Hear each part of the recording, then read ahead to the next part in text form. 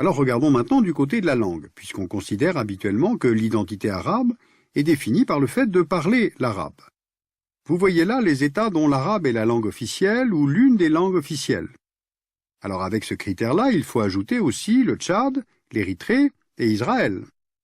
De plus, au sein des États arabes vivent des peuples qui ne se définissent pas comme tels. C'est le cas des Berbères au Maghreb ou des Kurdes en Irak ou en Syrie. Il ne faut pas oublier que l'arabe parlé à Rabat n'est pas le même que celui du Caire, à son tour différent de celui parlé à Aden. Car l'arabe classique est avant tout une langue écrite, c'est la langue du Coran. Alors justement, est-ce que la religion serait un facteur structurant du monde arabe? Voici une représentation, disons, classique de l'empreinte de la religion musulmane. Le lien entre islam et monde arabe est étroit, puisque c'est dans le centre de la péninsule arabique que la religion a été révélée au prophète Mahomet.